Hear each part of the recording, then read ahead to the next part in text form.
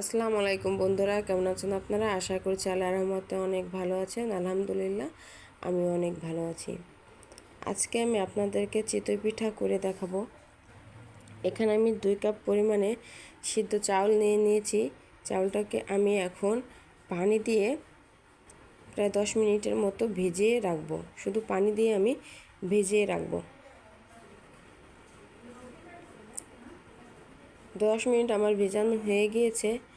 এখন আমি ভালো করে কচলিয়ে ধুয়ে নেব।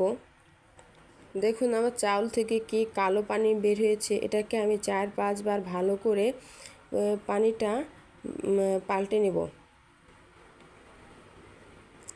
আপনারা সকলেই জানেন এতদিন ধরে আমাদের দেশে কোঠা আন্দোলন হয়েছে, এজন্য আমাদের নেট সংযোগ বন্ধ ছিল। আলহামদুলিল্লাহ আন্দোলনে আমরাই জিতে গিয়েছি। আর আমাদের নেট চলে যাওয়ার কারণে আমাদের ভিউ সাবস্ক্রাইব সবই কেটে নিয়েছে। ওয়াচ টাইমও খুব কমে চলে এসেছে। প্লিজ আপনারা আমাদের ভিডিওগুলো আবার পুনরায় দেখবেন, দেখে আবার সাবস্ক্রাইব করে দিবেন চ্যানেলগুলো। আমাদের ভিডিওর ফুল ওয়াচ টাইম আপনারা করে দেবেন। চিতই পিঠার সাথে মাংস রান্না করব, তাই এখানে আমি নিয়ে নিয়েছি মুরগির মাংস। মুরগির মাংসটাকে আমি এখন রান্না করে নেব। আমরা সবাই কম বেশি মুরগির মাংসের রেসিপি জানি এবং আমার ভিডিওতে দিয়েছিলাম, তাই এখন আর রেসিপিগুলো বললাম না। আমি খুব তাড়াতাড়ি মুরগির মাংসগুলোকে রান্না করে নিলাম। মুরগির মাংস রান্না করে আমি নামিয়ে নিয়েছি। এদিকে আমি গ্রাইন্ডারে নিয়ে নিয়েছি চাউলগুলো। আমি এখানে আতপ চাউল দিইনি, এখানে আমি সিদ্ধ চাউল দিয়েছি। অবশ্যই আপনারা সিদ্ধ চাউল দেবেন, এটা মাংস দিয়ে শুধু খাওয়ার জন্য। এই পিঠাটা শুধুমাত্রই মাংস দিয়ে তরকারি দিয়ে খাওয়ার জন্য আমি আজকে এই পিঠাটা বানালাম। আমরা যদি চিতই পিঠা দুধে ভিজিয়ে খেতে যাই, তাহলে আমাদেরকে এখানে অবশ্যই আতপ চাউল ব্যবহার করতে হবে। আমি এখানে সিদ্ধ চাউল নিয়ে নিয়েছি, শুধু মাংস দিয়ে খাবো বলেই আমি সিদ্ধ চাউল নিয়ে নিয়েছি। এখন আমি একটা বাটিতে অল্প পরিমাণে সয়াবিন তেল দিয়ে দিয়েছি।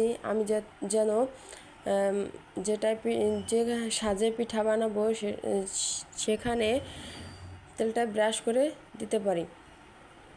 দেখুন আমি 4-5 মিনিট আগেই সাজটা বসিয়ে দিয়েছি, মিডিয়াম আঁচে রেখে দিয়েছিলাম যেন সাজটা ভালো মতো গরম হয়। এর মধ্যে আমি লবণ দিয়ে পানি অ্যাড করে আমি গোলাটা করে নিয়েছি।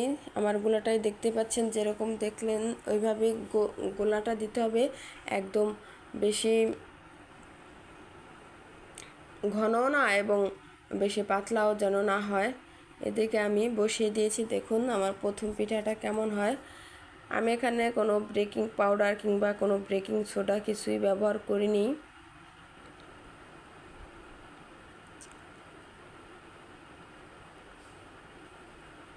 ফিরে আসছি পিঠাটা আমার হয়ে যাওয়ার পরে। দেখুন পিঠাটা আমার হয়ে গিয়েছে।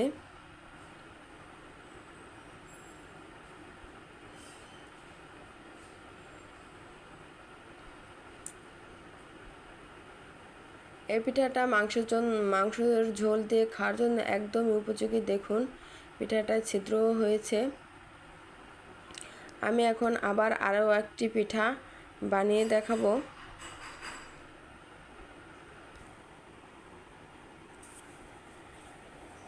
আপনারা যারা আমার চ্যানেলটি এখনও সাবস্ক্রাইব করেননি, আমার ভিডিওটি দেখছেন, প্লিজ আমার চ্যানেলটি সাবস্ক্রাইব করে দেবেন। আর আমার ভিডিওতে ভিউ খুব কম হয়। এদিকে আমার যতগুলো সাবস্ক্রাইবার আপনারা সকলেই যদি আমার ভিডিওটি দেখেন, তাহলে আমি অনেক উপকৃত হব এবং আপনাদেরকে অনেক অনেক ধন্যবাদ আমার চ্যানেলটি সাবস্ক্রাইব করে দেওয়ার জন্য। এবং আপনারা প্লিজ আমার ভিডিওগুলো সম্পূর্ণ দেখে নেবেন। দেখুন পিঠাটা আমি উল্টিয়ে পাল্টিয়ে দেখিয়ে দিলাম আপনাদেরকে কেমন হয়েছে। গ্যাসের চুলায় চিতই পিঠা কোনো ঝামেলা ছাড়াই চিতই পিঠা করে নেওয়া যায়। যারা গ্যাসের চুলায় চিতই পিঠা বানাতে পারেন না তারাই এই সিদ্ধ চাউলটা দিয়ে এই চিতই পিঠাটা বানিয়ে খেতে পারেন। তবে আপনারা এই সিদ্ধ চাউল দিয়ে চিতই পিঠাটা ভিজিয়ে খেতে পারবেন না, এটাকে মাংস দিয়ে কিংবা ভর্তা দিয়ে খেতে পারবেন।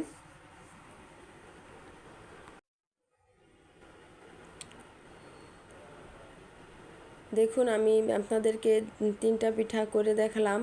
পিঠাগুলো আমার কেমন হয়েছে প্লিজ আপনারা কমেন্ট করে জানাবেন। আমি এখানে একটা পিঠা আপনাদেরকে ছিঁড়েও দেখাচ্ছি। এগুলো কিন্তু ভর্তা কিংবা তরকারি দিয়ে খেতে অনেক মজা। এদিকে আমি তরকারি দিয়ে পিঠাগুলো খেতে দিয়ে দিয়েছি। আমার ভিডিওটি এতক্ষণ ধরে ধৈর্য ধরে দেখার জন্য আপনাদেরকে অসংখ্য অসংখ্য ধন্যবাদ। আবার দেখা হবে পরবর্তী কোনো ভিডিওতে। আল্লাহ হাফেজ।